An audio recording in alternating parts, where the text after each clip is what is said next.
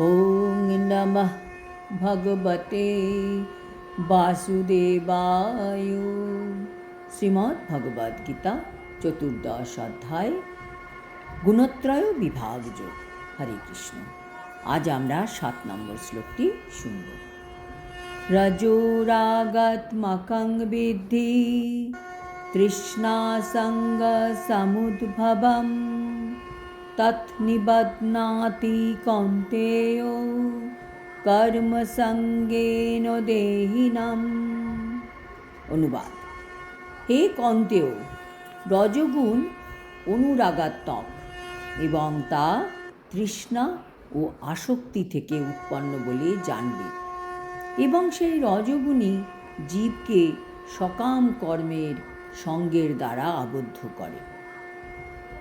তাৎপর্য: রজগুণের সঙ্গে রাগ বা অনুরাগ বা আসক্তির সম্পর্ক আছে।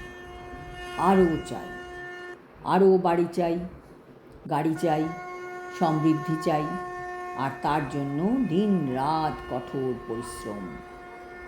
পয়সার জন্য তারা সারাদিন ব্যস্ত। সেই পয়সা এনজয় করারও তাদের সময় নেই। আর সত্ত্বগুণের বৈশিষ্ট্য হচ্ছে জ্ঞান এবং সুখ, আর রজগুণের বৈশিষ্ট্য হচ্ছে তৃষ্ণা আর আসক্তি। তৃষ্ণা মানে অর্থের তৃষ্ণা। যত অর্থ বাড়ে তত আসক্তিও বাড়ে। সামাজিক স্ট্যাটাস অক্ষুণ্ণ রাখার জন্য কঠোর পরিশ্রম করতে হয়। বর্তমানে কলিযুগে যার মধ্যে যত রজগুণ বেশি তাকে তত সম্মানীয় ব্যক্তি বলে লোকে মানে।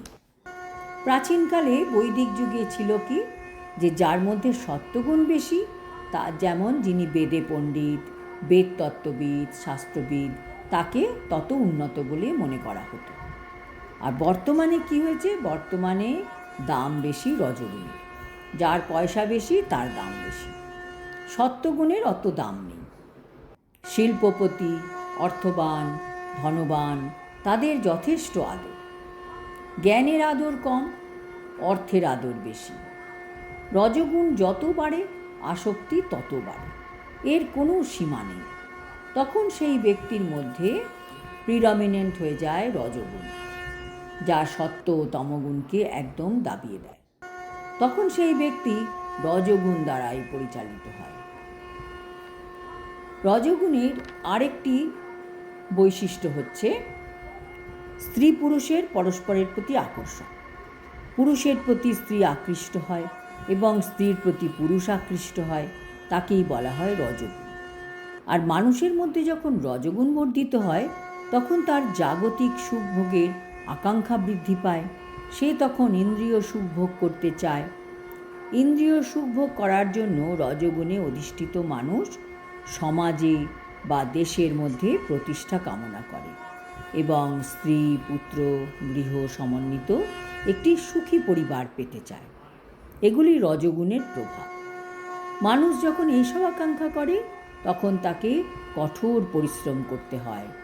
তাই এখানে স্পষ্টভাবে বলা হয়েছে যে মানুষ তার কর্মফলের প্রতি আসক্ত হয়ে পড়ে এবং তার ফলে এই ধরনের কর্মের বন্ধনে সে আবদ্ধ হয়।